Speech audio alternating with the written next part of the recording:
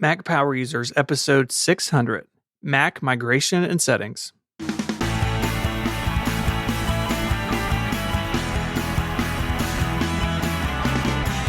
Hello and welcome back to Mac Power Users. My name is Stephen Hackett. I'm joined as always by my friend and yours, Mr. David Sparks. 600 today, Stephen. It is. 600. It's a nice round number. Yeah, it is. It seems like just yesterday you and I were in Illinois doing episode 500. I know. Such a long time ago. Yeah, a lot of water has gone under the bridge since that show. It's true. What happened. But either way, 600. We're not going to make a big deal about it, but hey, 600. That's not bad. Not bad for a couple nerds. No, not at all. 600 also, gang. For those of you that write occasionally ask, I recently talked to Katie Floyd. She's doing great. Good. She's doing good. Yeah. Good. Anyway, today we're talking about the new Mac smell. Yeah, we're in this season of change for the Mac. So we're going to talk about when you get a new Mac, what to do, set up and transfer and all of that stuff. And on more power users for members, we're going to be talking about the Lightning connector and kind of the debate around if it's time for Apple to move on from that. So a little Mac, or a lot of Mac, I should say, and some iPhone and iPad stuff for members. It'll be a fun time today. Yeah. I mean, I feel like a lot of people are buying new Macs right now because this extraordinary transition, which keeps coming up on our show about Apple making the Mac just so much better now. And starting with the M1, and then we're going to get, I guess, the M1X at some point in the next 2 or 3 months, hopefully, which is going to be the Pro version. And there's already rumors of an M2 next year. So people on Intel machines, I know there's a lot of folks out there looking at these new machines coming out, thinking, when they're going to make the jump. And I just feel like there's a lot of our listeners are going to be transitioning Macs that haven't already, or they're about to. And we've done shows in the distant past about making the transition, but a lot has changed. And we've got really quite a full outline today looking at it. So I guess we should just get started. Yeah. So when you get that new Mac and you unwrap it and you have that joyous occasion, which is a lot of fun, let's just say, new toys are fun. Yeah. An option you have is to migrate all of your information or start fresh. And so I kind of want to talk about what makes sense in what situation. Yeah. Migration is something I think a lot of people are not aware of. And this has been in the Apple ecosystem, I don't know, is it 20 years now? I mean, it seems like it's been here forever. It's been a long time. Yeah, it's something that Apple has definitely worked on over the years. Early days, it wasn't all that great, but they've really, they put the time and effort into it over the years. And now you can very easily just plug a new Mac into an old Mac or a new Mac into a time machine backup and just have it, rebuild your Mac for you based on the old setup. Yeah, and when you do that, and we'll get into it, you have a lot of control. So if you don't want to necessarily bring everything over, but you want to just bring some files or some settings, that's pretty easy to do. Apple has really made this tool really fantastic over the years. Yeah. And if you don't want to have to go on the web and find all the apps that you had installed, or another big issue, and we're going to talk about it later in this outline, is just kind of getting it set up the way you want it, with the fonts you use or the system settings. That stuff gets transitioned over with this migration. Whereas if you build from scratch, you've got to redo all that stuff. So there's a lot of good reasons to do migration. Yeah, so let's talk a little bit about some of the pros of migration. So obviously the big one is you're not spending a lot of time rebuilding your computer, right? You can have a little downtime as the two computers move data between them, and then when you boot up that new Apple Silicon Mac or whatever it may be, your stuff is there ready to go, and you're not having to spend a lot of time. And if you're like me, it takes a couple of weeks to finally realize oh, I'm missing this and that. Yeah. But you're doing good at a couple of weeks, honestly. Yeah. but at the same time, it can be nice to have a clean start, right? Sometimes it's nice to have that fresh slate to begin with. Yeah, a lot of times if you've got a machine you've been running a long time, like my wife had a machine she was running for 10 years. It was a MacBook Pro and it was getting really creaky. And I think there were software issues with it. And I tried to do a migration assistant for her and it failed. And that's the first time I've seen one fail in a long time. But, in hindsight, it was probably a dumb idea to try and do it with a machine that old. Um, and the other thing that I think about, and I know that Apple's kind of accounted for this, but like the recent, as I bought a new Mac recently, I did not do a migration because there's part of me that feels superstitious, I guess. Like I have all this Intel software and I just want the M1 versions of this stuff. And the way these apps run, these installers work now is they look at your processor and they install the app based on what the processor you have is. And Apple's done this very smart. I'm sure migration accounts for this, but part of me just wanted just a really clean install with just Apple Silicon software on this machine. So I tend to lean, to be honest with you, I tend to lean clean install. I know that takes a lot of time and it's probably dumb, but there's just part of me that likes that idea a lot. No, I get it. And I'm on the other end. I tend to lean towards migration. There is a factor to consider is that if you're having software issues on the old machine, it is possible to bring those over. Now, it's not very likely, especially now in the days where the system is like encrypted on its own volume. Yeah. So you can't, you can't. You're not even bringing over those parts probably. Right. Yeah. But I mean, there is a possibility, say that you have a preference file for like an app like Mail or something that has gotten wonky and then that does get copied over and then your problem in Mail follows you. Again, it's not super common, but it's not impossible either. But I wouldn't let that scare you off of a migration by any means. Yeah. No, I agree. And like I said, even for my wife and kids, I run migration every time because if I gave them a clean Mac and just said, okay, install your software, they would be insane because like the whole process of building from scratch means you've got to go find your apps and redo your settings and the fonts that you liked aren't there and all that stuff is just, you're starting from zero. And people who are not crazy like me are not going to appreciate having to do that. For sure. I was trying to think back about how long my chain of migrations is. And so I was like, Okay. I sat down the other night. I was like, okay. Because you get a lot of Macs, really. I do get a lot of Macs. And best I can tell, my desktop probably got started in maybe 2015 or so when I went independent. Sure. Maybe even before then, because my main computer before was just a laptop. And so maybe this user folder has roots there. But before then, I can tell you for a fact it was 2004 when I got sort of my first Mac that I sort of used. So wow. I'd gone a really, really long time. And my secondary Mac, my MacBook Pro, I think I started fresh with the 2016 with that first Touch Bar machine. So my users have been around for a while, and I don't think I've had any major issues out of it.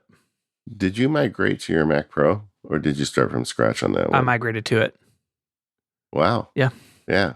See, that a Mac Pro to me would be one to be like, I don't want anything from any prior Macs. Nothing is worthy.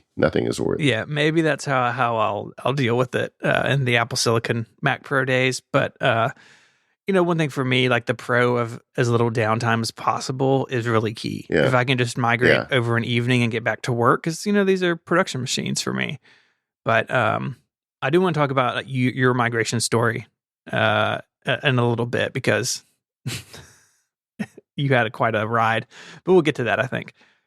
Yeah, I think I'm an outlier, though. I don't really want to chase people off migration. I think it actually usually just like I said, I do this with my kids and my wife all the time. You plug it in, it takes about 3 hours, and you hand them their computer, and they can't even tell it's any different. And that is the ideal situation. Yeah, that's the beauty of it, really, is that What about the mechanics of the migration? Like it depends on what cable you use and what technology you use. But Apple, they have a lot of accommodations, but it can really change the amount of time you're going to take depending on which one you go. Yeah, so Apple has several different routes for migration. The one I want to get out of the way first is migrating from a PC to a Mac, because there are people who are doing that who may come across this show. Yeah, And Apple does have a Windows application that you put on your PC, and it handles it from the PC side. I'll have a link in the show notes to it. And if you're using the PC app or if you're doing it Mac to Mac, the steps are all really pretty similar. You want to make sure that the computer, like the PC, is up to date, make sure it's on the same network as your Mac, and then you start up the migration application on the PC and start up on the Mac, and they see each other. There is one tricky bit when coming from a PC, and I was surprised to read this, so I'm happy to pass it along. Apple says you need to uninstall the Microsoft OneDrive application from Windows before you migrate to the Mac. And then it says after migration, you can reinstall it on your PC if your PC is going to continue to be in use.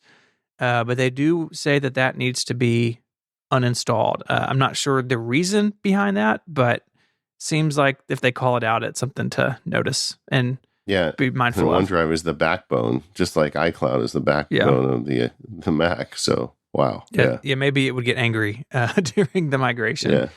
But What are you doing? Are you leaving me? What's going on? Right.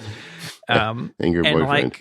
And then like coming from another Mac, you have a bunch of options about what you can and can't transfer. That's in that same document. And really, like, I would have killed for this back in the day, because when I was doing a lot more sort of hands-on Mac support, it used to be coming from a PC meant you had like an external hard drive and you were just dragging folders onto it and then dragging them onto the Mac, and it was very manual. And so this Windows migration tool should make it a lot easier.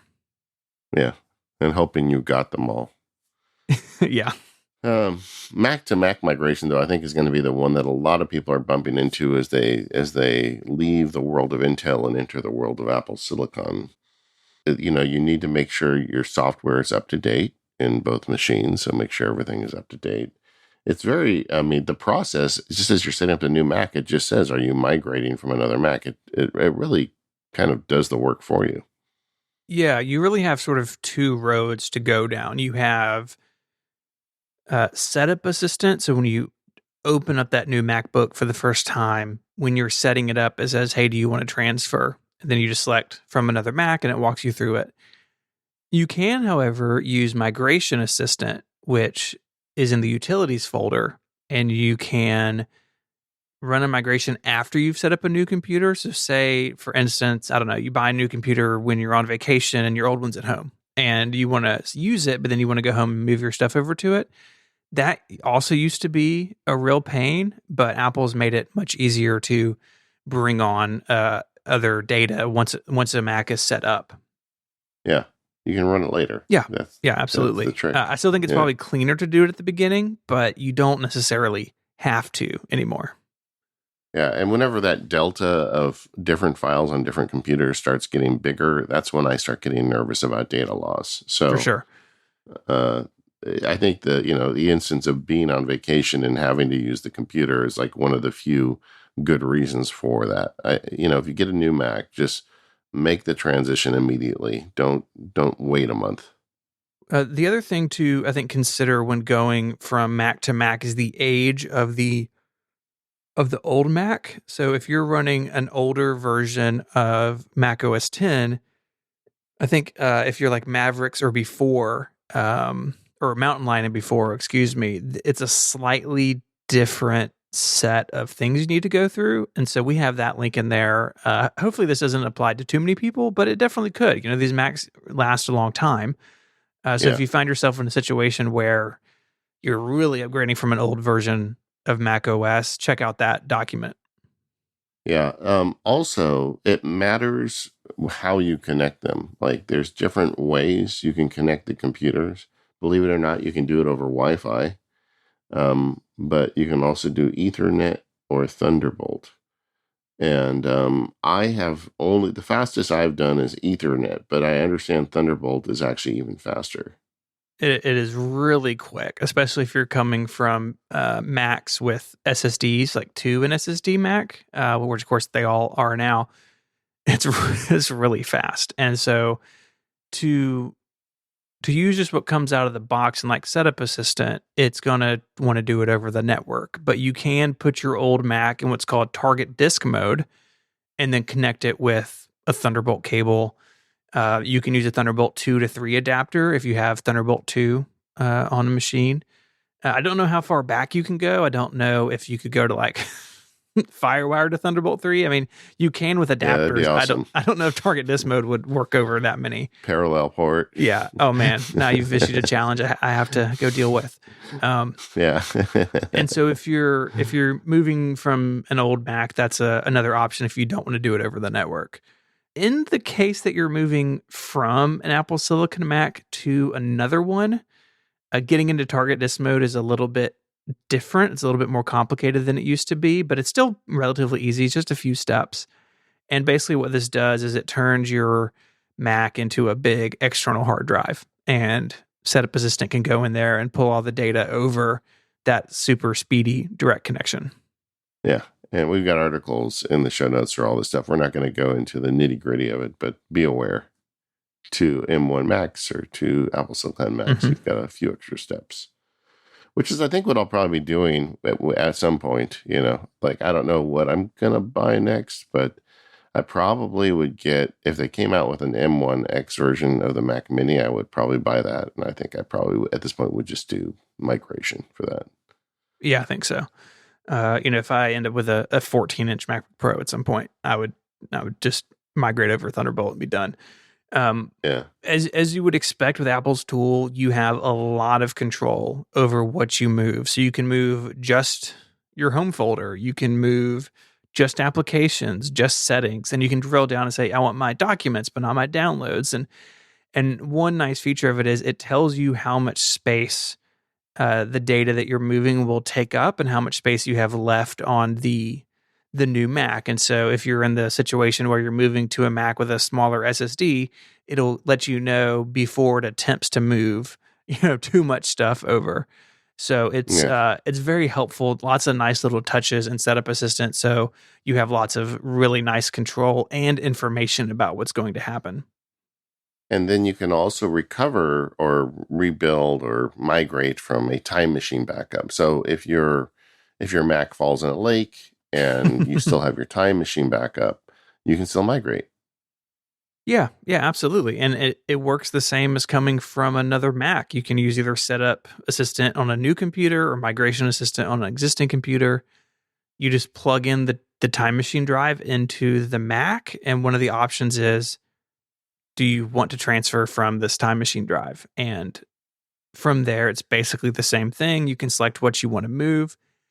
I will say, most people, including myself, am using a spinning hard drive for Time Machine. And so it's if you have the option to move from an SSD Mac or from a Time Machine drive that spins, the Time Machine drive will be slower, of course, because that media is slower. Could you imagine dropping your Mac in a lake, though? That would be bad news. In California, we have this huge lake called Lake Tahoe, and it is super deep. I remember once I was fishing on Lake Tahoe with my dad, and he threw a quarter over the side, and we just watched it because the sun was reflecting off of it, and it just kept falling and falling and falling until we couldn't see it anymore. I mean, it was like, I don't know how long it was. I was a kid, so it felt like it was minutes.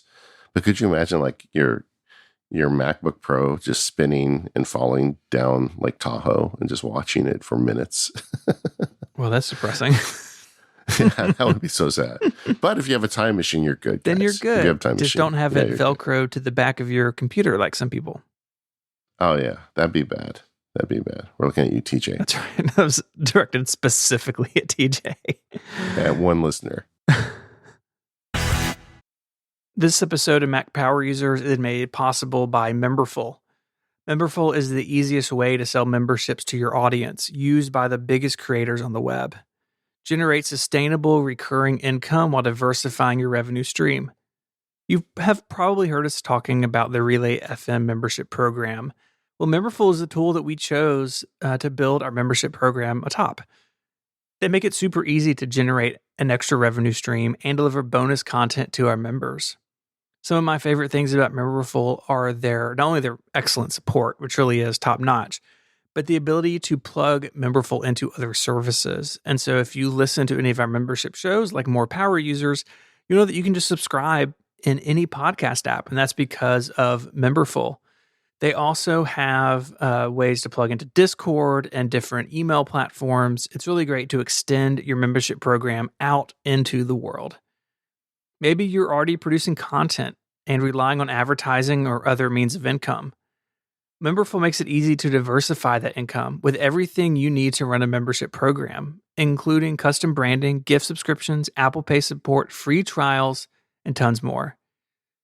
And Memberful leaves you, the creator, in full control and ownership of everything that relates to your audience, your brand, and your membership. So get started for free at memberful.com/MPU. There's no credit card required. That's MEMBERFUL, memberful.com/MPU. Go there now. Check it out. It could be the start of something really exciting for your project. Our thanks to Memberful for their support of the show and Relay FM. So you've been doing these migrations a long time and you have had no problems. It's been really solid for a really long time for me. And even through big changes, like I was doing this obviously before iCloud was a thing. And now we'll talk about this. You can use iCloud to get a lot of stuff onto a new Mac as well. But Yeah. even in this modern era with, hundreds of gigabytes of data, I mean, I've got multiple terabytes of data in my home folder on my Mac Pro. I haven't had any issues ever. Yeah. We had so I have used Migration Assistant primarily with my kids more than myself. Although I use it on myself occasionally and my wife. But when Apple came out with the Intel MacBook Air with the new keyboard with the when they returned to a good keyboard, my kids' computer, both of them, their computers were just like barely, they were like original generation MacBook Airs. Actually, they weren't original. They weren't the ones with the USB flap door, but they were the first, the first of the wedge MacBook Airs. So they were old computers, and I migrated those, zero problems. They just worked. And then so when my wife, she had a very old MacBook Pro, when the Apple Silicon got off, I bought her an M1 MacBook Air. And that migration was just doomed for some reason. I don't know what went wrong. It was connected for 5 hours, and then it finally said it was done. But it was clear from the get-go that it hadn't gone right. And she keeps a lot of stuff on her desktop, and things weren't there. And then we started looking in the Finder, and things weren't there either. And I realized that, something had gone horribly wrong. And this was like very early days with the M1 Macs. And I can't help but wonder if there was some kind of like software bug with Migration Assistant between Intel and Apple Silicon in the first couple months after they released them. But either way, I mean, it didn't go right for her. Mm-hmm. So what I did was, and I really didn't trust that old Mac to keep going. I mean, it really should have been retired long before we did. So I just took a spinning disk drive and copied all of the data onto it. I didn't do a carbon copy cloner backup. I didn't do a time machine backup. What I did was literally just go through her files and folders and manually drag in all the stuff I know where she keeps her stuff, and just gave that to her. And as she's needed it, she's put stuff on it. And then I've still got the old MacBook Pro in a drawer. I'm going to have to I think Apple will recycle it. I don't think there is any way this thing is worth anything at this point. But I wanted to just keep it around for a while, just in case anything else went wrong. But that's all kind of settled down now, and she's got the data she needs. I believe there was an update to Big Sur early on in the Apple Silicon timeframe that fixed some migration issues. And so you may have just gotten in there before that software update. Yeah, I think it was my, unfortunately, my wife became a victim of my early adopter problems. Oh yeah, that happens in my family all the time. Yeah, but so it happens occasionally. But I mean, even if you have a migration go wrong, it wasn't the end of the world. We were able. It's not like the migration like zeroes out the drive on the source computer. That Mac is still there and it still works, and you can still get data off of it. So um, you're actually selling me really on Migration Assistant today. I'm thinking like the next time I upgrade, I'm just going to do that because it is a lot of work to rebuild. Yeah, I think it'll be smooth sailing from here on out with the M1s. Yeah, One thing I used to see a lot, and you may see if you're coming from an older computer, is if you've got like an old iMac with a spinning hard drive in it, and maybe that drive is beginning to fail, and that's why you're upgrading. Obviously, that could impact your migration process. And so, if you are coming from a machine that's having hardware issues, not necessarily even just the drive, but others, then using a time machine drive may make more sense. And so I think something going into this, trying to make a decision about how you're going to do it, if you've got a time machine drive and you're having issues on that old Mac and you believe it's hardware, I would just set it aside and I would use the time machine drive to migrate and not have to deal with the frustration that can arise if the old Mac just just poops out halfway through. Because I've yeah. definitely have seen that more in the hard drive days, but there's a lot of those machines still kicking around. Also, once you get the migration done, what do you do with your old machine? Yeah, so there is this really fantastic support document about this because I don't know if anybody's noticed, but the Macs are more complicated than they used to be. uh, Yeah, Now, I will say that you can go through this, and basically you need to sign out of iCloud, sign out of iMessage. You can reset the NVRAM. That Apple says restores certain security features that may have been altered, and then go and erase the drive and reinstall macOS. There is a new feature on Apple Silicon Macs is that you can basically do like what you can on an iPhone or iPad, and you erase all contents and settings, but the Mac OS install sticks around. So yeah, that is another option.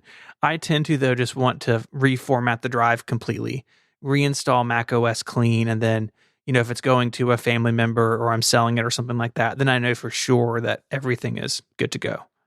yeah. I mean, do you trust it? That's the question. I mean, we do that on our phones all the time. And actually, I suspect you probably could trust that button they have now on Apple Silicon. So they've got a setting on Apple Silicon where you erase a Mac like you erase an iPhone or an iPad, and it leaves the base install of the operating system, which is a lot easier. Oh yeah. But there's something satisfying about zeroing out your drive, and just, completely nuking it and reinstalling that all your ones and zeros are then gone. hmm the other thing you'll want to do is to obviously you want to make sure that you sign out of iCloud before you erase it, and make sure that things like Find My Mac are turned off. And you can also go in to the Apple ID website. That's appleid.apple.com and log in, and you can disconnect that machine from your Apple ID there as well. So if you sell it or give it to somebody, it's not tied to your account. All right. So we've talked about, using migration to just, bring one Mac into a next one, but I thought this would kind of give us also a jumping off point to talk about what do we do with the basic settings on a Mac when you get a new Mac? Now we're entering my historical territory of the guy who just starts from scratch each time. What do I go in and modify in terms of settings? Mm-hmm. And I thought that would be fun because there are quite a few in there that I think make my life much better. And maybe they will help you too, dear listener.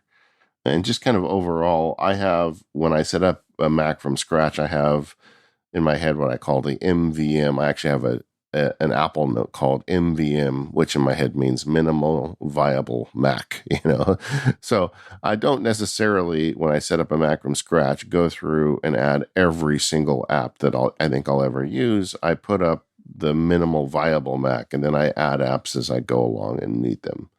And it's fun to make them kind of earn their way onto the system.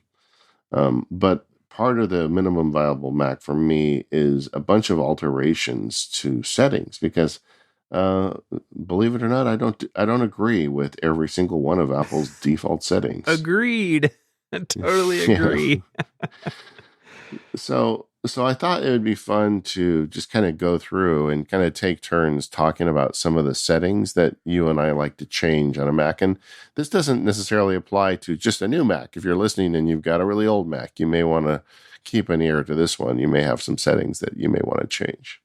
Yeah, and really, I mean, I for all Mac users recommend spending some time in system preferences because there may be things in here that you don't realize you can change that have been bothering you.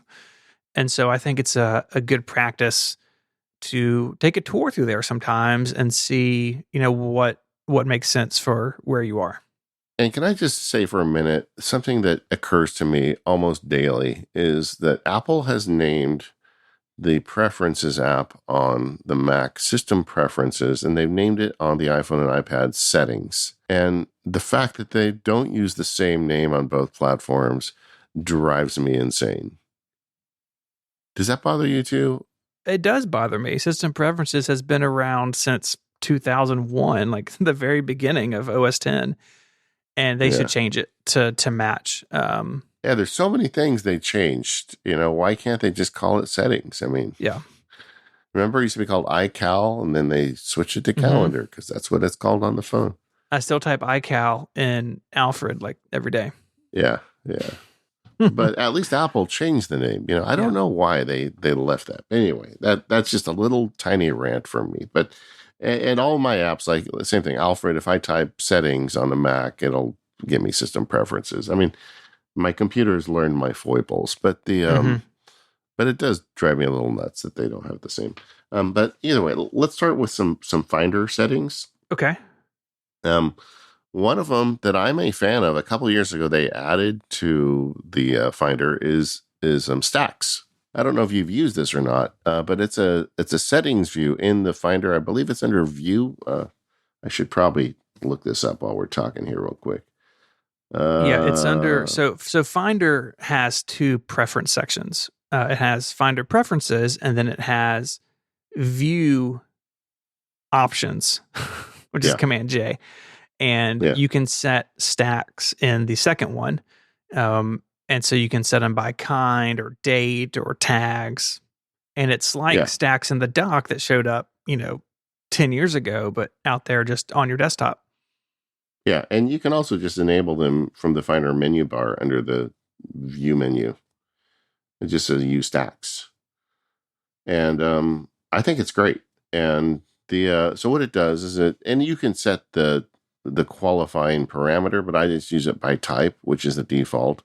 And so it'll put all the Word documents in a stack and all the PDFs in a stack and all the screenshots in a stack. And I don't like to keep a lot on my desktop. Usually within a day or two, things are gone from my desktop. But when I'm working on a project, I do use the desktop as working space, and I want to be able to, separate them. Like a silly thing I do often is I do corporate minutes for clients. So I write the documents in Pages or Word, and then I save out copies as PDFs, and then I email the PDFs to the client. And I just want to make sure I send them the right formatted documents, and using Stacks makes that really easy. So it's a feature that came in a few years ago. I think a lot of longtime Mac users kind of poo-pooed it or held their noses and they're like, that's just for basic users. But I really think it's actually useful for anyone. And if you collect things on your desktop, why not have Stacks put them together for you? Yeah, I'm not using it, but if there's something on my desktop, it's there to be dealt with and then it goes away. Yeah. But if I stored things there, I would definitely look into it. Yeah, but see, I don't even store things there. But the thing is, like, when I do a client project, there may be 10 Word files and 10 PDFs because everything, there's multiple pieces of the project. And I don't want to have 20 icons on my desktop. And then I go to send it to the client and I'm not sure which one is the Word and which one is the PDF as a good example. So anyway, I find it really useful. Even as someone who doesn't store things on my desktop. I'm so tempted to turn it on my wife's computer. I've talked about this in the show before, but my wife is one of those people that has so many items on her desktop that they literally like stack. She has stacks, but they're not the kind of stacks that we're talking about. She has stacks because she has so many icons on her desk that they got they filled up the screen and started over again. Mary has a folder called desktop files, and it was everything Yeah, on her desktop a few years ago, and we just put it in that folder. So yeah, I feel that pain. yeah, yeah. But if I just turned on stacks, it would sort it for her. But I love my wife. We've been married a long time. I intend for her to be the only person of my life, but I feel like if I want to keep that status, I should probably leave her computer alone. That's So, that's a good call. Now, yeah. what about stacks in the dock? They showed up, I think, in Leopard. Do you use those? No, I don't. I don't. I mean, the Okay. dock for me is very, I don't use the dock much. So, and we'll get there because I've got some dock settings I want to talk about. Okay. But yeah, the dock is not a huge element for me. It's hidden. So I barely use the dock. Yeah. I've got two stacks in mine. I've got downloads and my Dropbox folder just for like really Yeah. quick access. But most of the time, if I'm already in Finder, I'll probably just use the keyboard shortcuts to get to those folders. But I have Yeah. them there, I think, out of habit more than anything else. Yeah, and it's kind of fun the way they fly up with Oh yeah, the files in them, and I mean Apple did a good job with the whole implementation of that. And thinking about as opposed to power users like typical users, I think stacks can be something that really can change the game for them, definitely. either on the dock or on the desktop. But there's more Finder settings. Like one of the things I find, like the default Finder view is recent. I don't know if you notice that when you open a Finder window, it gives you that recent view. And because I use the desktop as working space, I want the desktop to be my default view. So you can change that in the Finder settings. So if you just go Finder and into the preferences window for Finder, you can change that. And I find that more useful to me than having the recent files show up. Yeah, I do the exact same thing you do. Yeah. Another thing that Finder has is a setting to allow you, when you're showing list view, to put folders on top. And that is, to me, super useful. This is a relatively new setting, I think. Yeah, I'm not sure when it showed up. Because I just like to have the folders at the top. I don't want the folders mixed in alphabetically or, whatever I'm indexing by in that list. Yeah, I'm an alphabetical guy here. Sorry. Oh no! I want the folders on top, baby. Want them on top. The you can also determine what shows up on your drive on your desktops. Like if you have external disks or hard disks, you can have them just appear on your desktop. That's really kind of, to me, a throwback to the old days on the original Mac, where anything you plugged in just showed up on the desktop. And I turned that on for nostalgia, but then I found I never use it. So I turned it back off after a week. And I've gone through that cycle probably 10 times using that stuff. I've got it all visible. Hard disks, Oh, external dude. disks. This one I don't know the last time I used, but CDs, DVDs, and iPods. That's still a setting in Big Sur. Yeah. And connected servers. Yeah, it's probably nostalgia. But I also have this setting on where I can see how much space is left in them. Again, not necessary, but I kind of like having the numbers visible. Yeah. So do you ever open like an external drive from your desktop? I've got one external drive that's not Time Machine, and I do open it that way. I mean, it's in the Finder sidebar as well, but Yeah. especially if I'm copying stuff to it. So I'll have like a Finder window open and I will have a bunch of stuff selected and drag it over onto that external and it pops up. And that works pretty well for me. Yeah. And they have, let's talk about the Finder sidebar for a minute, because there's an entire pane for that in Finder settings. And they turn off, in my opinion, way too many of these as default, because I turn almost all of them on. Like where I'm not putting a lot of stuff on the desktop for organization, I have gone completely insane on the Finder sidebar with favorites and defaults. There's a long list of folders in my Finder sidebar. Same. And you're not limited to just what Apple has put in the Finder preferences. You can take any folder anywhere in Finder and drag it into the sidebar, and it will make a shortcut. And, I've got some that are pretty standard that are always there. But as I've worked on, for instance, the calendar I did the Kickstarter for, the calendar folder is in there, and it'll be in there until that Yeah. project's done, and then it'll go away. And so my favorites are fluid over time. I think that's the way people should treat them. Yeah, agreed. And when you're done with the project, remove it. Like if I've got a big client project and I'm going to be going in it a lot for the next 2 weeks, it goes in the sidebar. For the field guides, like I've got, I've gone public. I have a Devon Think field guide that I'm almost done with now, but I've got on the sidebar, I've got not only the source folder for that, I've got the folder where all the screencasts are, I've got the folder where the transcripts are being generated.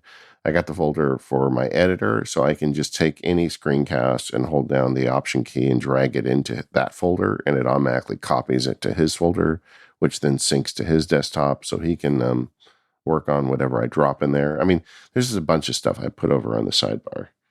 I actually have kind of even a hierarchy of it for myself because I have 3 phases of my life. I've got a personal, Mac Sparky, and legal. There's like a group of folders for personal, a group of folders for Mac Sparky, a group of folders for personal. And like if you go through my sidebar, you can see where those are, the lines are drawn between them.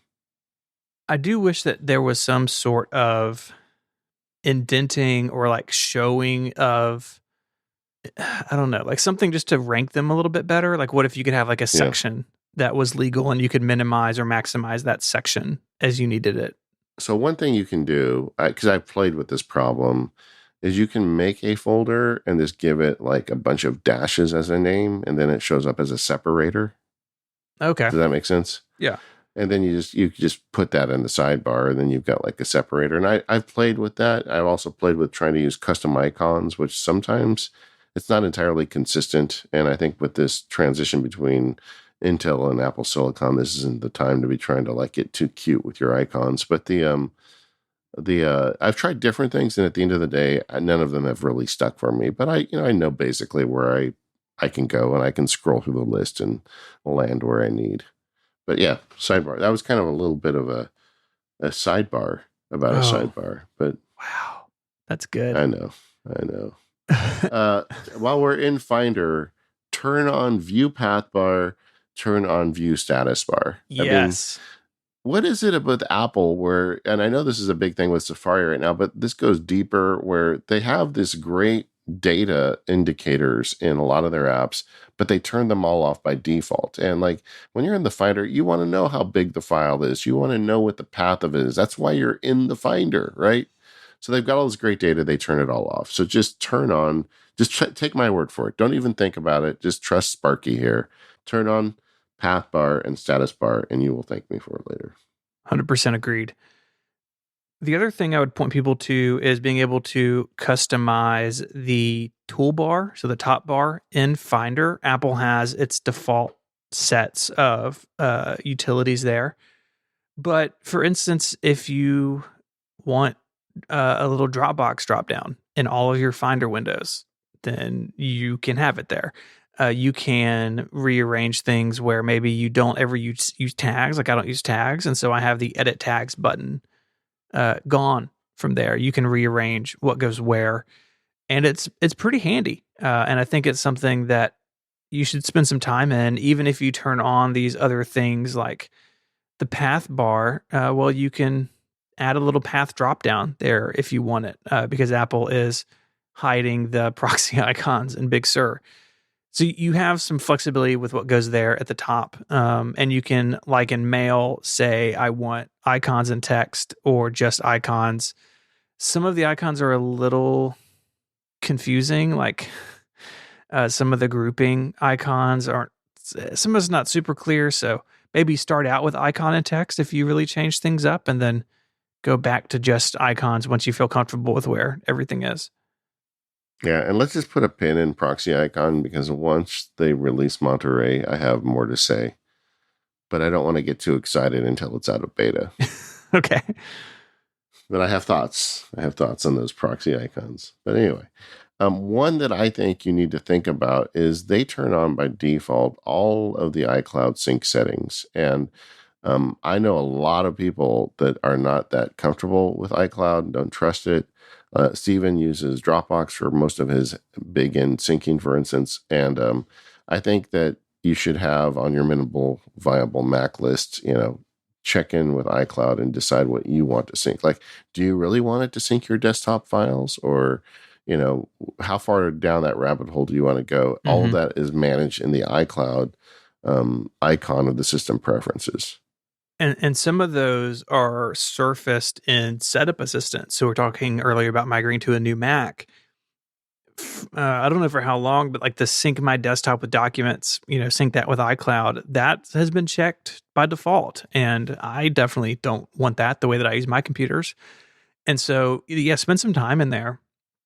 I think one thing that's a little bit tricky about the iCloud system preference pane in particular is that you don't necessarily kind of pay attention to it, but there's an options button next to iCloud Drive and next to Find My Mac. And in there, you can really fine tune what you allow to sync with iCloud Drive. And that's where the desktop and documents setting is. So if you enable that and you put a folder on your desktop on your iMac, it'll show up on the desktop of your MacBook Pro if you have this turned on both places. And some people want that. I know people who use it. It's not for me personally, but you do have some flexibility on whether that's on or off. Yeah. So, and everybody that podcast that I've ever listened says, don't do that. That's crazy. You're asking for trouble. 2 years ago, I turned it on, and I've been running it for 2 years and I have not had any problem. And it's really nice because my office/studio setup is great, but at 3:00 every day, the sun lands straight on my face from a window that's like 20 feet off the ground. And it's like, how am I going to deal with this window? But either way, I look at that as the time of day where I need to get out of my office and, take the dog for a walk or take a nap or even take a laptop and work somewhere else. And having my desktop sync up as soon as I go to a different place, that's really kind of handy. So I find it works for me. But if you don't want that, you should turn it off. And Apple does turn it on. So I don't really like that as a default. Yeah, me neither.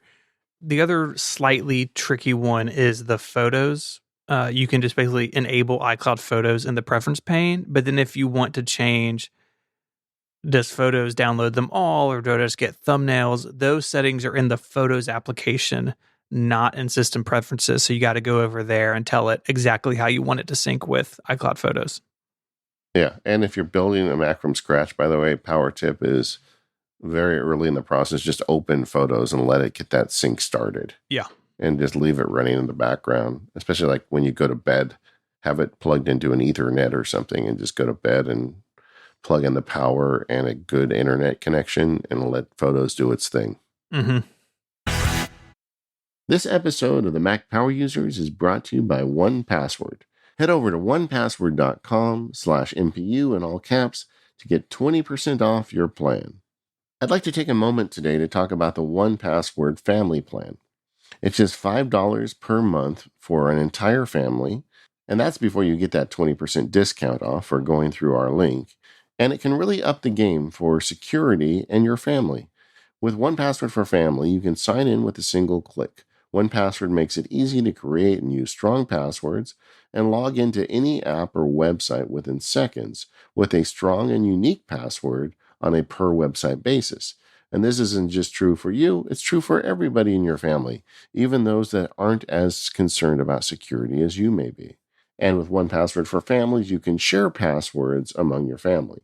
My wife and kids and I are all on a 1Password for Families account, and we do this all the time. So if we need to share something with the kids, we've got a shared vault that the kids get.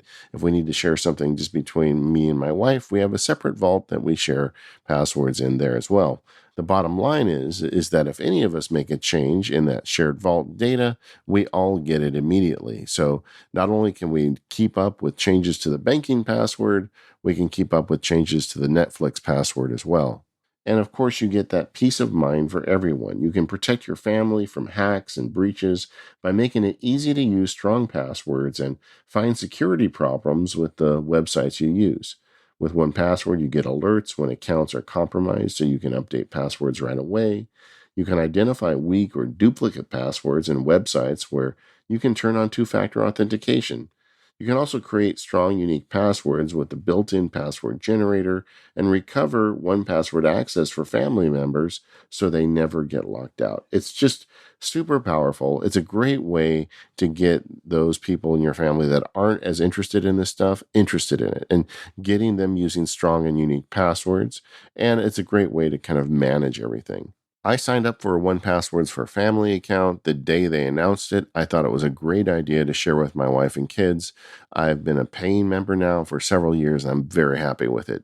If you want to get started with 1Password for Families, head over to onepassword.com/MPU in all caps, and you get 20% off. So start protecting yourself and your family today with 1Password for Families. That URL one last time is onepassword.com/MPU in all caps. Go check it out and sign up today. Automatic software updates. Do you turn that on? I have it set to download them, but not install them, because I don't want the Mac to install like a new Mac OS update or prompt me to until I'm ready, because I tend to, especially on my Mac Pro, I tend to stay a little bit behind. So I give like the new point update a few days in the wild before I discover, oh gosh, there's some sort of issue. Yeah, I think that's wise. But the exception I would say is if you're dealing with, if you're supporting someone who is not as tuned into this stuff, just have it automatically install. Mm-hmm. Like I do that with my wife and kids, because if I didn't, they would never install the updates. And I think the risk of having them on old versions with security holes are worse than the risk of having it update before, there's some kind of problem is caught. I think you're right about that. And all that's managed in software update under system preferences. There's an advanced button, and there's like 5 or 6 things you can do. I have a beef about system preferences. Actually, I have several. But one of them is that they use the system preferences icon again for software update. Yeah, it's like Apple has a software update icon they used to use. Like, use it here. Yeah, I thought it was like a placeholder when it first showed up. I'm like, oh, I'm sure they'll 4 years ago. Yeah, I know. Overall, I do like the fact that they've moved it kind of into the Apple menu where you can do an update from there. That was, I feel, I'm sorry, it started there, then it went into the system preferences, but now it's kind of in both places. I think they've made some progress with things, but yeah, this icon is madness, and it looks like the icon over on the iPhone. Yeah, which is not exactly, but it's close enough, right? It's like, just use. What are you doing? Yeah. Oh boy. Maybe that would be one of my first day things if they gave me Tim Cook's job. I'm like, guys. And I wouldn't even have a question. It wouldn't be system preferences anymore. It'd just be settings. Mm-hmm. And we'd fix that icon. Let's just not force our users to have to keep those things straight between their heads. The general setting is one of the very first ones. I think you did a post recently about how you would rearrange the system preferences. Yeah, I did a video about it. Yeah, that's right. And this one actually makes sense. I think general should come first. But there's a few things in here I would recommend changing. Number one is this: they've made changes recently with this accent color, where historically you only got to pick one color, but now you've got a multicolor option, which is pretty cool. Yeah, it lets each application use its own accent color. So music and calendar are red, notes is yellow, finder is blue. Um, and so you can set the accent color to multicolor, and then you can set the highlight color to accent color. So it also uses the multicolor. So for Yeah, me, like I used the graphite theme for such a long time, which is like the gray stoplight controls. yeah, But I love the multicolor so much. I've just turned all the color on. Like I like that each app can yeah, have its own little personality and that it's fun in a way. I'm not one that I didn't go through and like make everything orange because of that or everything red or something that made me a little nutty. My wife uses her Mac in dark mode with the green accent color, and I just don't say anything. That's not a combo I would use, but yeah, I love the multicolor approach. yeah. I think it's but I mean, if you do want all your accents to be orange, maybe that's your favorite color. Rosemary over at Automators is really into purple. I would imagine she's probably using purple, but the you can do that. But the multicolor I think was really an improvement, and that actually is a default, so you don't have to change it. That's how it ships. Do you do anything with the appearance setting, like light, dark, or automatic? Light mode for me on Mac Yeah, OS. yeah, me too. Me too. Occasionally, I find myself switching to dark, and I always switch back. It just doesn't work. There's also a setting here though that I like to turn on, and I don't know if this makes me sound like an old guy, but they've got hiding scroll bars on the Mac OS. And when I first started using a Mac, the scroll bars were always there. And I actually find that kind of useful. I want to know where in the document I am. And in the general preferences, you can have it show the scroll bars automatic or only when scrolling, or just turn them that they're always on. And I don't know when I turned that on, but it was a long time ago to have it just always show them. And I don't find it offensive to my sensibilities at all. And I really like when I open a window to know where I am in the document. So that's a setting that I change. Yeah, I have them on too. I didn't until kind of recently, but I've just realized that I don't mind them being there, and it makes glancing at something and knowing what's going on a lot easier. Yeah. Do you do anything with the screensaver system preferences? Yeah, I mean, I use the old school flurry of color. It's like a band of color that moves around, and I have it show the time. I kind of like my Mac showing me the time when it's in screensaver, and I have the screensaver come on after 10 minutes on my Mac Pro, and then I have it put the display to sleep after 30. So the screensaver is not running for very long for me. Yeah, I don't run a screensaver at all. I just have the screen go dark. A few years ago, or maybe it was just last year, I've kind of lost track. It's been a weird year, but I did a link to a really cool third party screensaver, and I'm looking it up right now. The Padbury clock screensaver, which is a very well crafted, Helvetica clean clock screensaver. But then it stopped working on me. I think that might be an M1 thing. I'll have to go back and check and see if they've updated it. But that was the only screensaver that I ever found that I could stand. Mm-hmm. There's also one that will pull in the Apple TV screensavers and let you use those videos on your Mac. Now, you need some disk space because those videos are big, but if you like those videos, you can have them play on your laptop too. Next is the dock menu. Okay, so I talked earlier. I am not a huge user of the dock. One of the first things I do is I remove most of the icons from the dock. Like I don't need them when I want to play music. I just don't think to go down and press the music icon in the dock. I mean, Alfred runs my life. With Alfred, I can kick off the specific playlist. I've also got a bunch of music related buttons on my Stream Deck. Like I've got a whole panel of them. So I just never think to go to the dock for music, and that's true for almost all the apps that it ships with on the computer on a new Mac. So I empty the dock out. To me, the dock almost is really just a list of running apps. I'm a little more old school, I think, in the way that I think about the dock. I mean, I launch almost everything with Alfred, but I do launch things from the dock, and I do use it to keep an eye on, the apps that I let have badges and letting me drag something, into another application.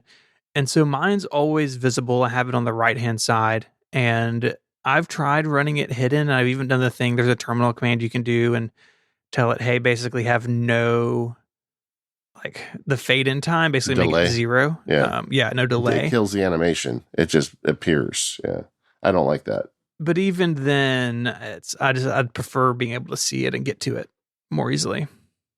Yeah, I do that. Like we've had this conversation on this show, and like you sold me, I put it on the side, Yes. and I kept it present, and I just found I never used it. You know, I just for whatever reason I just don't. I'm just not into the dock. But anyway, so I adjust it, I hide it, and all that stuff. But the actual system preference that deals with the dock also deals with the menu bar, and that has really changed a lot over the last couple of years. Yeah, with the inclusion of Control Center, you can now have things that used to be in the menu bar, like Bluetooth or Do Not Disturb or Wi-Fi, and you can have them in the Control Center. But this is my other big gripe about system preferences is the window is not resizable. Like some preferences panes will make it bigger than others, but you can't just drag it out. And the dock and menu bar preference pane in Big Sur is the worst example of this because there's so much scrolling around to like see where things are. I think it's actually pretty confusing. Yeah. And it's also just kind of a little bit user hostile. Like the clock settings, like I like to put a 24-hour clock on my in my menu bar, but whenever I screencast, I don't want a clock in the menu bar because you don't need to see that it took me 10 minutes to record this 30 seconds of screencast, and, or worse, like an hour. But but there's no way to turn it off now. Because they've turned the clock into the button you press to get the sidebar to open up, the notification center. Mm-hmm. So there's no way to turn it off. And even then, when you go to the clock settings and preferences, there's nothing in there about the menu bar icon. You have to go into the dock settings, scroll down the sidebar, and there's a clock thing there that has the 24-hour and analog setting. So what I end up doing is when I screencast now, I just turn on the analog clock because it's almost indecipherable up on the corner because it's so tiny. But I just feel like they kind of like in their effort to combine all of this, they didn't think it through as far as I wish they had. I was reminded of this looking at these settings. There's a setting for flash the time separator, so the colon in between the hour and the minutes. Oh man. Do you remember like in the olden days you'd have to do that because then it would tell you if your Mac was frozen or not? Like if the clock quit blinking, you were hung. It was a diagnostic tool. It was. I still like the one that says announce time. Like who does that? Who has their clock? Well, maybe there's an accessibility case for it, but I just like, do you really want your clock to tell you, hey, it's, 4:00 on the hour, all's well, No, I don't need that. What I would recommend though, is you can drag some of the tools out of the new fancy dock and, or control center and put them on the dock. I recommend doing that with, Wi-Fi and, sound. I do that with both of those because I don't want to have to drill through a separate menu to get to those. I always want to see what the sound source is, and I want to see if the Wi-Fi is working. Yeah, those are the two that I'd recommend as well, just because they're the ones that may change the most often too. Like the Bluetooth one, like my keyboard or mouse are either connected or they're not. It's not it's not really going to help me either way. But I definitely always want to see what audio and Wi-Fi are doing. Always. All right. I need to know something about you. Okay. Are you the guy that turns the battery percentage on or just leaves it just the icon? No, I want to see the battery? percentage on my laptop. I knew it. I would have bet $1,000 that you turn the percentage on. I'm different. I don't care about the percentage until it gets low. Yeah. And then I really want to know. Yeah. Maybe it's like too many like days of using just PowerBooks, and King stuck in class without any battery. Yeah. One thing to do if you're setting up a Mac from scratch is the dock is one of those places that's pre-populated with a bunch of apps. And if you're like me, probably a bunch of apps that you don't actually want or use. And so I do some dock purging if I'm setting up from scratch. Amen. I don't need books. I don't need Apple books on my dock. Sorry, Apple. Yeah. Yeah. I would recommend the same thing with a menu bar. Organize the menu bar when you're setting up your Mac. Mm-hmm. Don't get stuck at looking at things just the order they put them in. Yeah. Like you can go in the dock preferences. This is another one that's kind of buried, right? How often have you accidentally hit the Siri button in the dock, especially if you have a touch bar Mac? Oh, yeah. 1,000 times. Yeah. And so if you go into system preferences and dock and menu bar, and then you scroll down, actually, yeah, it's under Siri menu bar. You can click it and turn it off in menu bar. I have actually just turned Siri entirely off on my Mac. The dictation still works, but I have never found myself using Siri dictation with a Mac, and I just continually accidentally trigger it, and I just got frustrated one day and turned it off. Yeah. I don't like it because it's the only color icon in the dock. I was like, Yeah, I don't want to see it. Yeah, agreed. This episode of Mac Power Users is brought to you by Electric. So you have a whole fleet of Apple devices, and they used to be arranged neatly, carried to and from an office predictably, handed directly to your team member on day one, used precisely for work and securely connected to that office network. But now in 2021, they're strewn across the land. Your company's iPads, iPhones, and Macs are out there connecting to dodgy coffee shop Wi-Fi, mistakenly being left behind on flights, moonlighting as a child's toy in playrooms turned work-from-home offices. What could go wrong? Thanks to Electric, you don't have to worry about things that can go wrong because it gives you fully supported device management for Apple devices. Electric's device management automates device provisioning and setup, remotely enforces security and compliance across your fleet, and gives you visibility into your device inventory and health at all times. Electric uses the world's leading mobile device management providers and tops it off with world-class IT support for fully managed devices. They have over 100 IT specialists ready to field your team's IT request. So stop stressing over scattered devices. Head on over to electric.ai/MPU and get started. And just for taking a qualified meeting with their team, they're going to give you a pair of Beats Solo 3 wireless headphones. That's a pretty cool deal. That's electric.ai/MPU. And get your free pair of Beats Solo 3 wireless headphones today when you schedule a meeting. Our thanks to Electric for their support of the show. Mission Control is another section of macOS that I think is a little bit off, like a little bit misconfigured from the factory. The setting that really I think you should go in and look at and change is automatic arrangement. So Mission Controls lets you where you see all your windows, and if you have more than one desktop or more than one space set up, you see them across the top. And it wants to automatically rearrange spaces based on the most recent usage. And to me, at least, that really breaks my mental model of where things are on my computer. Like I know I'm looking at my main screen. One screen to the right is Discord and Twitter, and one screen to the right of that is music.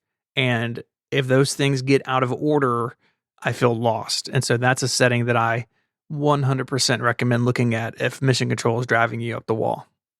I could make the case this is the worst default preference setting on the Mac entirely. I mean, because look, we're humans. Spatial awareness is something we're actually good at. That's the way our brains are wired. I think it started with like figuring out where the saber-toothed tigers were. But you set up a space and you're like, oh, this is awesome. On the right is my browser. And if I swipe left, it's my email and everything's great. And then you swipe left and it's like the music app or something else, and you're like, what just happened? Where did that saber-toothed tiger go? And it's like, it literally breaks your brain. I don't understand. They made such a great feature that's called Spaces, Stephen. It's called Spaces, spatial awareness, right? But they said, no, we're just going to shuffle it up for you. And, the thinking is that, if you whatever you use most recent, they're going to put closest to where you are. But I don't know anybody that prefers that. I think everybody would prefer to know that if I go two to the right, it's going to be my calendar, right? Yeah. So yeah, please turn that one Yeah. off, or just try it and you'll see. You will Yeah, feel better. uh, yeah, and skipping ahead for a second, in the um, trackpad setting, which we're going to come back to in the more gesture section, you can change how you get to mission control with gestures, and you can enable like app expose, which shows you only all your open Safari windows at once. And so the trackpad settings and mission control settings definitely relate to each other. So if you're unhappy with yeah. how you get into these, and if you're like me, I never use the keyboard shortcut to get into mission control. I always use a trackpad. Go in there and you can fiddle with, what sort of gestures do what for you. Yeah. But it is, you can really make spaces work for you. But I am convinced that a lot of people try spaces and give up on it because there's no consistency. They don't know what's going to show up where. And they're like, oh, this is nuts. And they just stop using it. And it's all down to this one bad default preference. So we mentioned Siri, that you just have it turned off. I don't have it in the menu bar. Yeah. What about Spotlight? You and I both use a third party tool here. Yeah. Yeah. So what I do, I mean, very early in setting up a new Mac for me, I install Alfred. And because I'm just so used to having it there for me that I need it from the beginning. And you open Spotlight, command space, and then you hit command comma, and I remap Spotlight to option space. And so it's always there if I want to use it. There are a few things that it is better at than Alfred. Trying to remember what those are. I think one of them was you can place phone calls from a contact search in Spotlight that you can't do in Alfred. I mean, there's a couple little things. Occasionally I find myself needing to run a Spotlight search, so I still have the option, but I just immediately remap it. And that's really the only change I make to Spotlight. You can, if you are using Spotlight, if you're not using something like Alfred or Launchbar, this is where you can fine tune. So say that you never want Spotlight to look at music files. For instance, you can uncheck music and it doesn't return those. You can also drag in folders that you want Spotlight to ignore. And so if you have something that is private and you don't want coming up in a search, or just something that, maybe you have a folder of documents that are sort of archival in nature and you don't want them junking up your search results, you could drag that folder into this privacy tab and it will exclude them from Spotlight as well. Language and region system preference is where you turn the 24-hour clock on. I just want to be clear. They do have a system preference called clock and time. But if you want the 24-hour clock, you need to go to language and preferences. Yeah. It even says at the bottom. That's all I have to say. It even says at the bottom, to set date and time formats, use the language and region preferences. Okay, Apple. I don't understand that. Why can't they just put it in both places, honestly, if they really need it, but I don't know. Use a 24-hour clock? No. Yeah. I don't know many Americans do, but back in my Jungle Cruise day, Disneyland.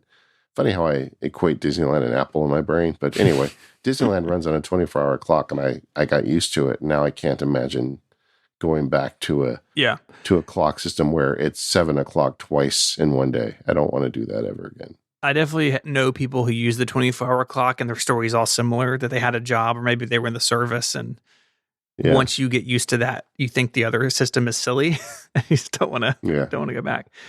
And every time this comes up on the show, I hear from a ton of international listeners that thinks all Americans are animals for using a 12-hour clock. I mean, it may be true. It's hard to say. Yeah. Up next is notifications. Boy, that's a whole show. We're going to just skip that. Notifications. I think we got to pass on that today. I don't have it in me. It's a messy system preference pane. Another one I always change or I always turn on with laptops, especially, but I guess this would be true for a desktop too, is unlock with Apple Watch. Mm-hmm. In fact, it's probably more true with the desktop now that I think about it. But if you're an Apple Watch user, it doesn't do this by default. It does prompt you when you start using an Apple Watch, but take the time to set it up so it can ping your Apple Watch when you sit down at your computer and unlock your computer. Even if you have Touch ID on your computer, there is nothing faster than just opening up your computer and having it work. I was at a WWDC a few years ago where Craig Federighi spoke about this. I think it was at John Gruber's live event. And he was talking how they ping the watch and they know the distance of the watch from the computer. I mean, they're very, this isn't a thing where, like, if you're in the building, someone can just open your lid and start using your computer. You've got to be sitting in front of it for it to work. And the convenience of this just really is awesome. You know, you sit down, your computer unlocks, and you start working on it. Yeah, I have it turned on for my Mac Pro, and even I mean my tower's under the desk, and it still works perfectly. Yeah, You can also use it to unlock applications. So, like 1Password, for yeah, instance, you can unlock with your Apple Watch. System preference panes that are locked, you can unlock with your Apple Watch. And so it's more than just sitting down and waking and logging into the Mac. It's really as close as you can get to like Touch ID without having Touch ID if you have a desktop. yeah. And also talking about security, turn on File Vault. You know, that should be something you do with any new Mac. I don't have a good reason not to turn on File Vault on any computer at this point. I think it runs fast. I don't think it slows anything down. I don't think there's a security risk. I mean, there's definitely not a security risk. It improves security, but I don't think there's a data loss risk either. The other couple things in security and privacy just to be aware of is you can say allow apps downloaded from App Store or App Store and identified developers. You've got to go to this preference pane if you ever try to open something that's not signed. And you've got to tell it, yes, I do want you to run this application I downloaded randomly from the internet. The other thing in here is all the way at the end, the privacy tab is what apps have access to what types of data. And so you can go in there and see, okay, these are the applications that have permission to use my camera. These are the ones that have permission to record my screen, et cetera. There's about a dozen or so different categories in here.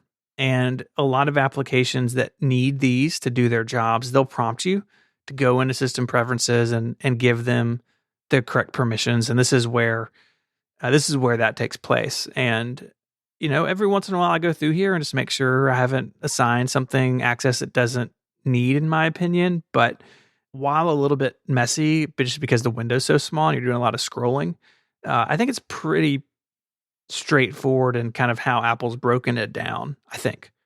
Yeah, I guess like it's easy to make fun of Apple for the prompts we get now because of these security settings where you install a new app and you've got to go into this preference and you've got to unlock it and you've got to like enable it for the app. And it's a pain in the neck, especially when you're setting up a new Mac. But the end result of that is this window where you can see exactly what apps have and to exactly what, and like which apps, get access to my camera or key logging. And I really think that part of this equation is really good. I think the ability to go in and audit this yourself is really great. And you just hit a checkbox to turn it off.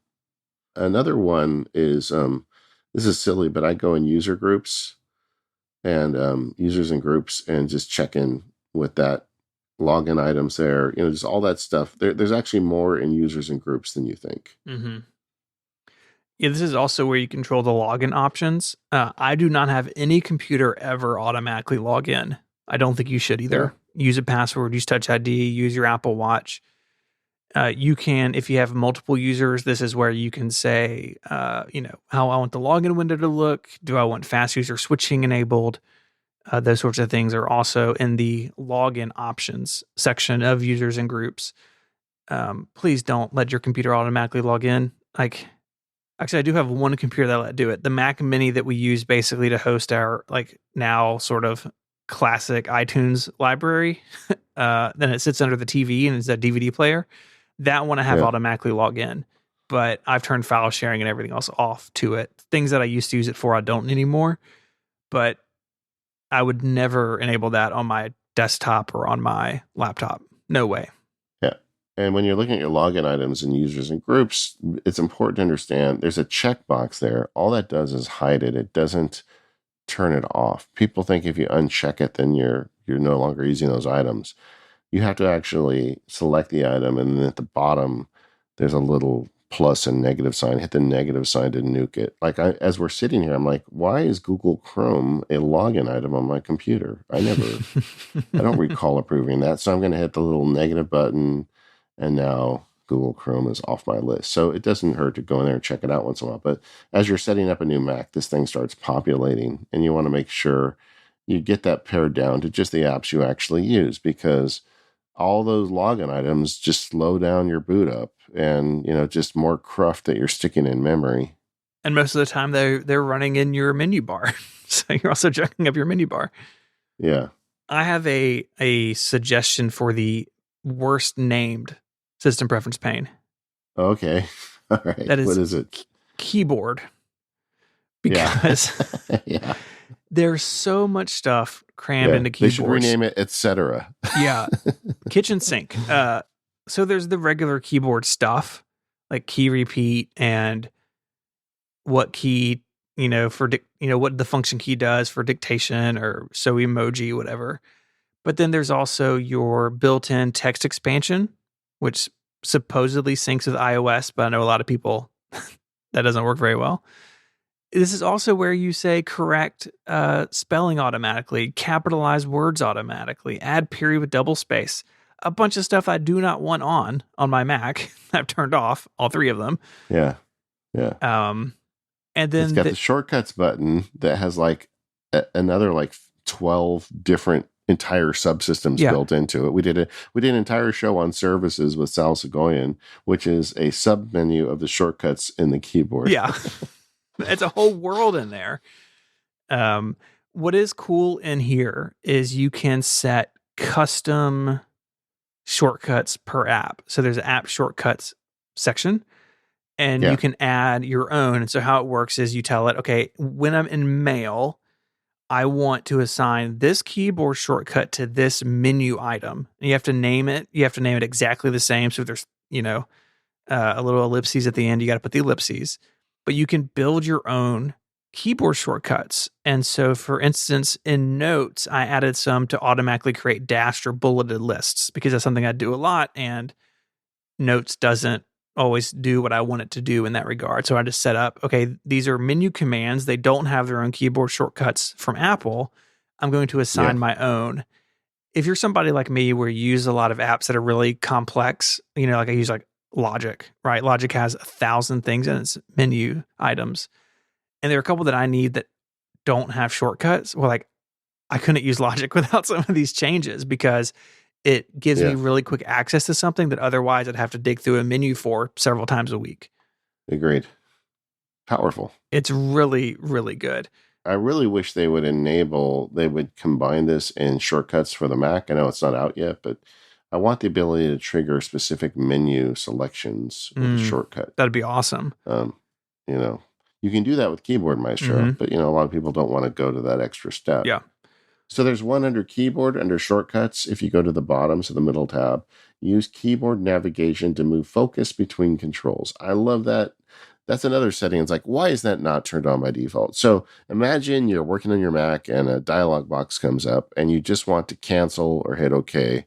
If you hit the tab key, you can move between them and then hit the return key to enter it. And it allows you to dismiss dialog boxes and move around controls. And it doesn't just work there. It also works like in the save dialog box and other places where you want to move around while keeping your hands on the keyboard. And if you're somebody that gets annoyed every time you have to lift your fingers off the keyboard to go to a trackpad or mouse, you're going to love this. Turn it on. Yeah, it should be on by default. I agree. Yeah. And it's intuitive. I mean, I think there's a lot of people that have Macs that would try hitting the tab key and say, I guess that just doesn't work on the Mac. And no, it's there, but for some reason they've turned that off. But either way, I agree. This is like really loaded. This is the one that if you haven't spent time in, you should, because there's a lot of automation built in here. It's also the place where you turn on dictation, which is turned off by default, but it's just a switch now. Yep. It used to require you to download a file, but you can just turn it on. And starting with Monterey, the timer is gone, so dictation is even more useful.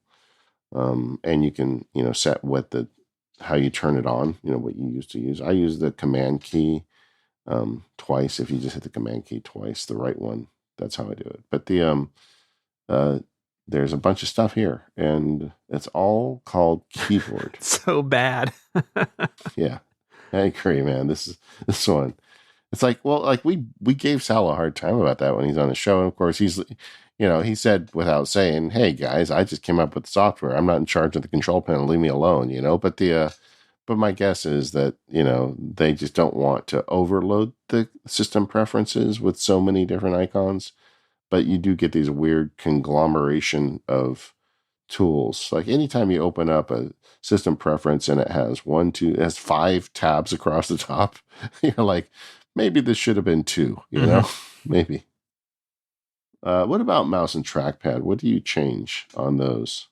Well, I use a third party mouse, and so I don't think the mouse preference pane has much control over my Logitech mouse. Yeah, But on trackpad, I have the 3 finger gesture for app expose, which again, if I have multiple windows open to the same yeah, application, they can show me just those with a single swipe. yeah, Um, and I have like show desktop. So spread with thumb and 3 fingers shows me my desktop.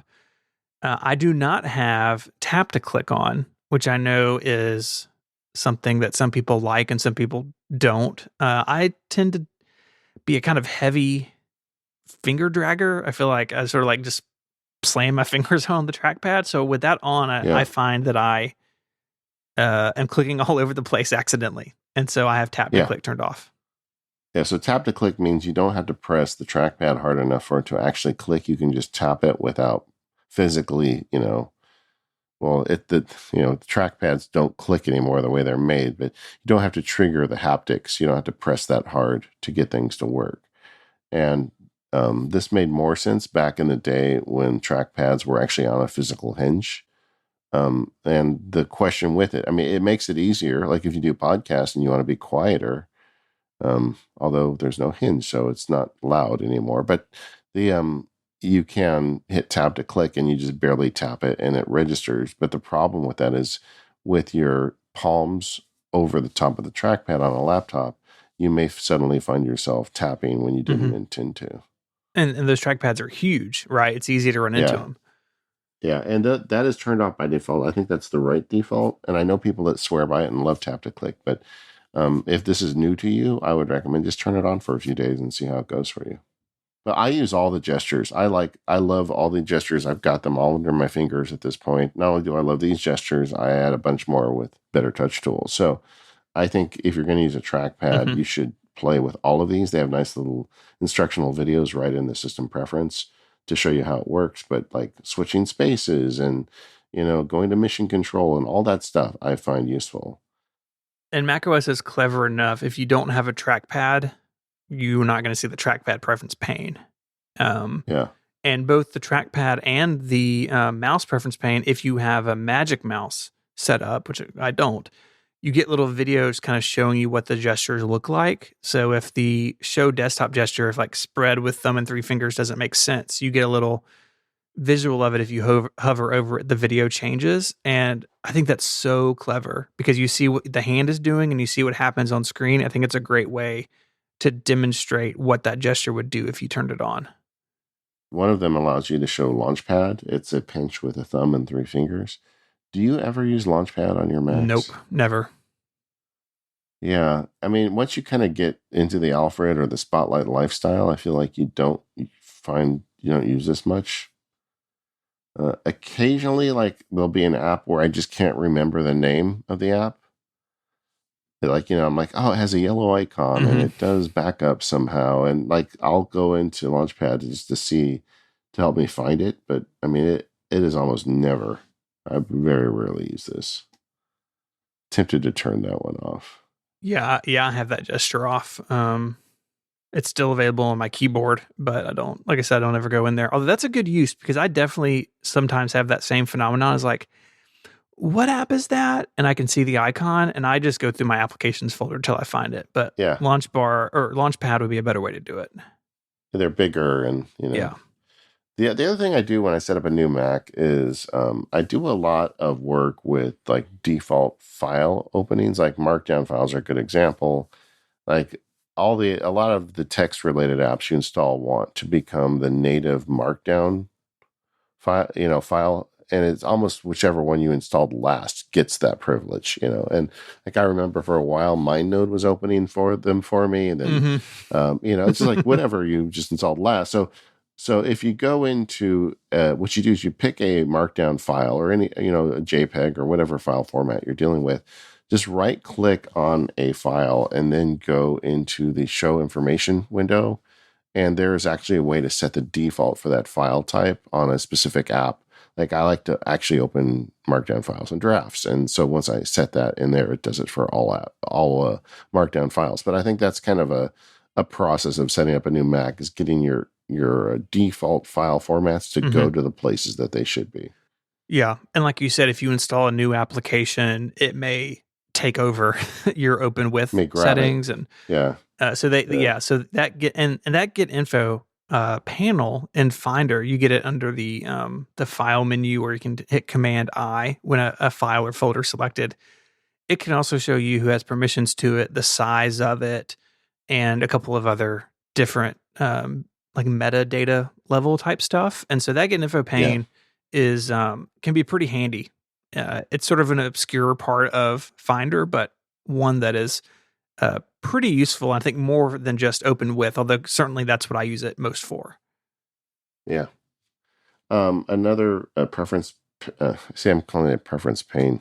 See, this is hard because another system preference that I would recommend checking out is sharing.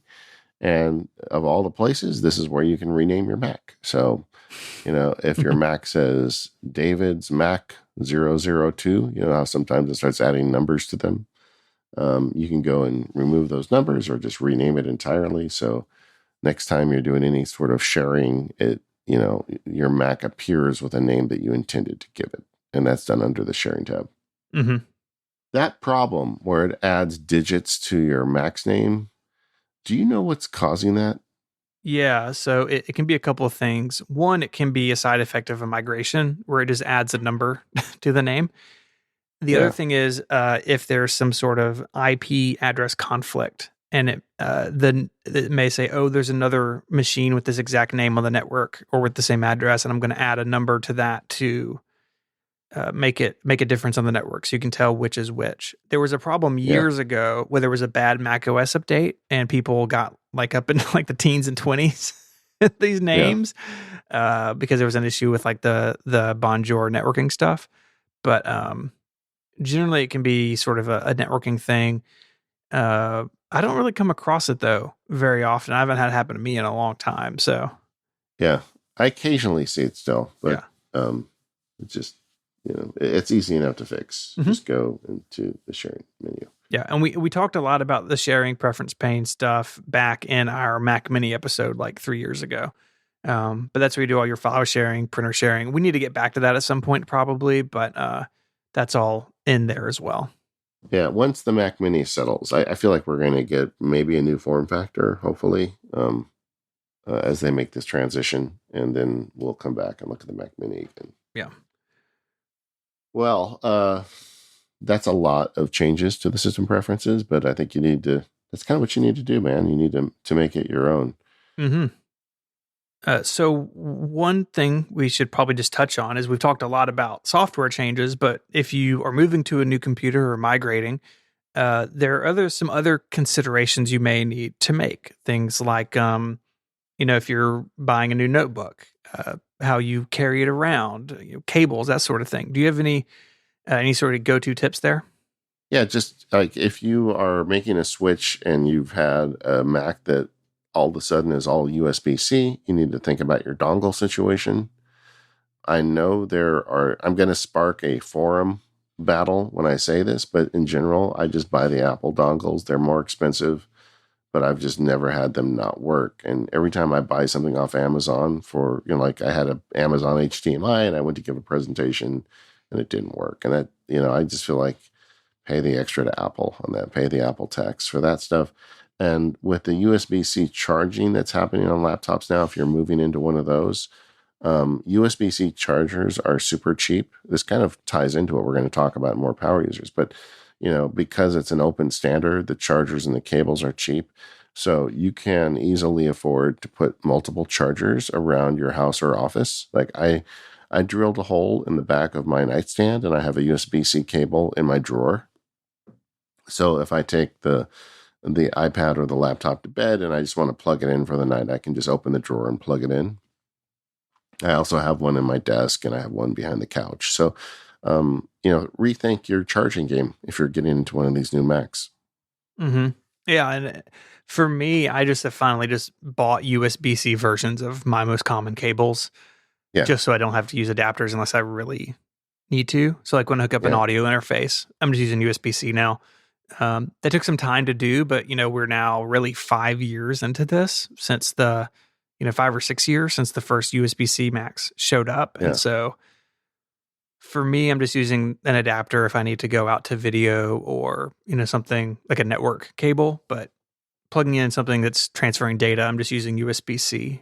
And the rumor is that we may get MagSafe back. So this may change yet again for charging, at least. Well, I think though, if they did bring back MagSafe, I don't think they're going to disable USB-C charging. Yeah, I think so. And I think you're right.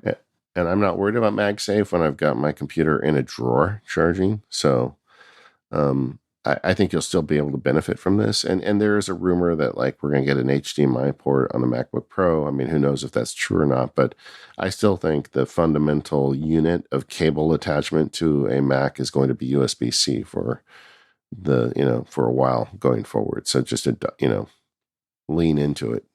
And like Steven said, a lot of the times you don't need adapters if the cable is going to something else. A lot of times now the cable just exists. Mm-hmm. But the adapters I was talking about, like it was for something like HDMI, Sure, like of course, plugging into a projector. But yeah, I guess even then there's probably USB-C to HDMI cables. I would prefer an adapter for that situation. But for most, you're right, just get the cables and you're good. mm-hmm. And that's a whole, like we could do a show on how easy it is to buy the wrong USB-C cable. So I don't want to do that show. I know, but I'm just going to tell you, just pay attention when you buy the cables. Make sure you get one that does what you need it to do. Yep. My sort of last thing here in terms of other considerations is just, where the Mac's going to go. If you're moving from one iMac to the next, you're probably fine. You're just going to drop it into place. But with a notebook in particular, if the size is different, make sure that your laptop bag of choice will carry it. That sort of thing can trip people up, especially if they're going to something a lot newer that may be a lot thinner. It may sort of bang around in your bag, and you may need to swap out sleeves or something. So that sort of stuff is sort of those knock-on effects, but are still things that you may need to consider if you're upgrading, especially if you haven't upgraded in a while. Yeah. We didn't even talk about software, but we've been talking about software a lot lately. You can probably guess the apps we use. If you really want to know, maybe we'll do some show where we fire off all the software. But, get your new Mac set up, get your system preferences in shape, and go have fun with it. Before we go, I want to tell you about another show here on Relay FM, and that is Rocket. Rocket covers all the tech news of the week, but in a fun and wacky way. From the latest Apple news to companies that are actually scams and game consoles and everything in between, Rocket has you covered. Go to relay.fm/rocket or search for Rocket wherever you get your podcast. We are the Mac Power Users. You can find us at relay.fm/MPU. You can find the forums at talk.macpowerusers.com.